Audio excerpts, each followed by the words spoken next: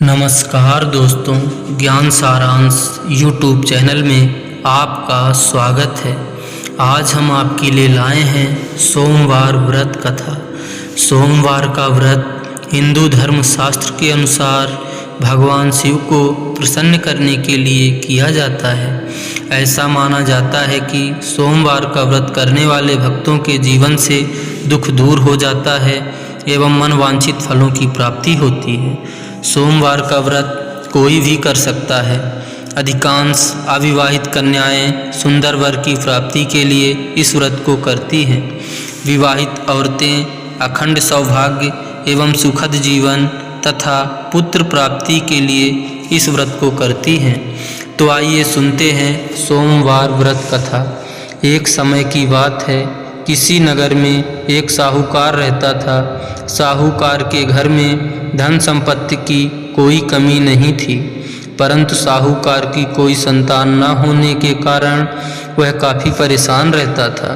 साहूकार शिव भक्त भी था एवं पुत्र प्राप्ति हेतु वह हर सोमवार को व्रत रखता और मंदिर में जाकर भगवान शिव एवं माता पार्वती का पूर्ण श्रद्धा भक्ति से पूजा करता था। साहूकार की भक्ति को देखकर माता पार्वती अति प्रसन्न होती हैं और एक दिन भगवान भोलेनाथ से साहूकार की मनोकामना पूर्ण करने के लिए आग्रह करती हैं। पार्वती के आग्रह करने पर भगवान शिव कहते हैं, हे पार्वती, इस संसार में प्रत्येक प्राणी को उसके कर्मों का फल मिलता है और जिसके भाग्य में जो है उसको भोगना ही पड़ता है। लेकिन पार्वती जी ने साहूकार की भक्ति का मान रखने के लिए पुनः इच्छा जताई। माता पार्वती के बार बार आग्रह करने पर भगवान शिव ने वरदान तो दिया, परंतु साथ में यह भी कहा कि उसके पुत्र की आयु 12 वर्ष होगी।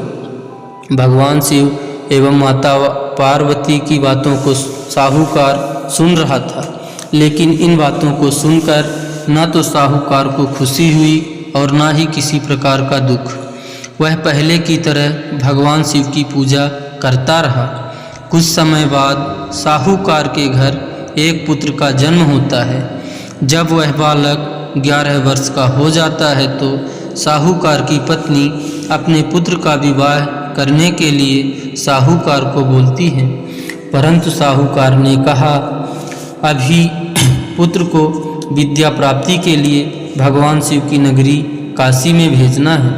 फिर साहूकार ने बालक के मामा को बुलाया और बहुत सारा धन देकर बोला, इस बालक को तुम काशी विद्या प्राप्त करने के लिए ले जाओ और रास्ते में यज्ञ कराते जाना तथा जहाँ भी यज्ञ करवाना ब्राह्मणों को भोजन एवं दक्षिणा देते हुए जाना।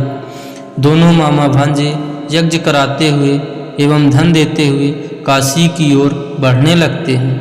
रास्ते में एक नगर पड़ा जहाँ राजा की कन्या का विवाह था, लेकिन जिस राजकुमार से विवाह होने वाला था वह एक आंख से काना था। राजकुमार के पिता ने अपने पुत्र के काना होने की बात को छुपाने के लिए एक चाल सोची। राजकुमार के पिता ने जब साहूकार के पुत्र को देखा तो यह विचार किया कि क्यों ना इस लड़के को दूल्हा बनाकर राजकुमारी से विवाह करा दूं। विवाह के बाद लड़के को धन देकर विदा कर दूंगा और राजकुमारी को अपने नगर ले जाऊंगा। लड़के को दूल्हा का वस्त्र पहनाकर राजकुमारी से विवाह करा दिया जाता है, लेकिन साहूकार के पुत्र को यह बात अच्छी और न्याय संगत नहीं लगी, तो लड़के ने अवसर पाकर राजकुमारी के चुनरी पर लिखा, तुम्हारा विवाह मेरे साथ हुआ है, लेकिन जिस राजकुमार के साथ भेजा जाएगा वह एक आंख से काना है। मैं तो अभी मामा जी के साथ काशी पढ़ने जा रहा हूँ। राजकुमारी ने जब चुनरी पर लिखी बात पढ़ी तो अपने माता पिता को यह बात बताई, तो राजा ने यह जानकर अपनी लड़की को विदा नहीं किया, जिससे बारात वापस चली गई।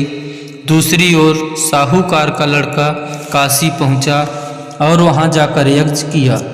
जिस दिन लड़के की आयु 12 वर्ष पूर्ण हुई उसी दिन यज्ञ रखा गया। लड़का अपने मामा से कहता है, मेरी तबीयत ठीक नहीं है। तो मामा ने कहा, तुम अंदर जाकर सो जाओ।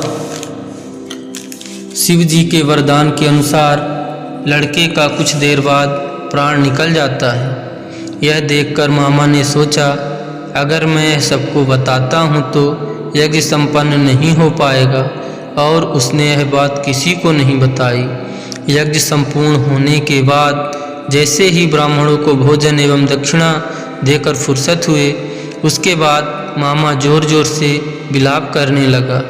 संयोगवश उसी समय शिव जी एवं माता पार्वती उधर से भ्रमण करते हुए जा रहे थे।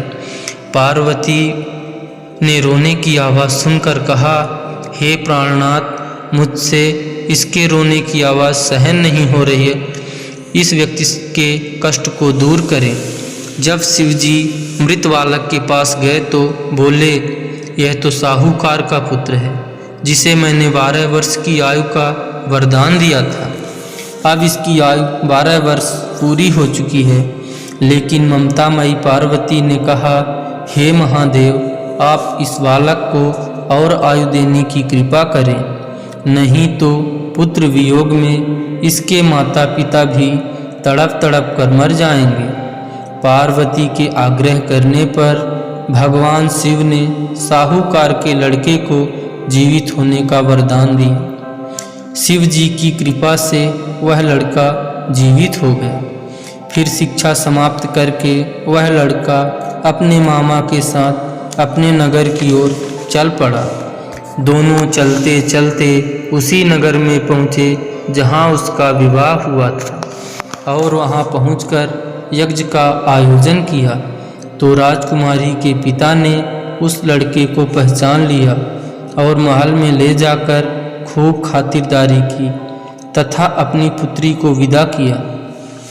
उधर साहूकार भूखे प्यासे रहकर पुत्र की प्रतीक्षा कर रहे थे। उन्होंने यह प्रण कर लिया था कि अगर पुत्र की मृत्यु का समाचार मिलेगा तो वह भी प्राण त्याग देंगे, परंतु अपने बेटे को जीवित होने का समाचार पाकर वह बहुत खुश होते हैं। उसी रात भगवान शिव साहूकार के सपने में आए और कहते हैं, मैंने तुम्हारा सोमवार के व्रत करने से खुश होकर तुम्हारे पुत्र को लंबी आयु प्रदान की है। तो दोस्तों, इसी तरह शिव जी की व्रत करने एवं पूजा करने से सभी इच्छाओं एवं मनोकामना की पूर्ण होती है। आशा करता हूँ यह सोमवार व्रत कथा आपको अच्छी लगी होगी। इसी तरह व्रत कथा एवं पौराणिक कथाओं को सुनने के लिए चैनल को अभी सब्सक्राइब करें तथा अपने सगे संबंधियों तक कथा को पहुंचाने के लिए वीडियो को शेयर करें एवं कमेंट में लिखें, जय हो भोलेनाथ।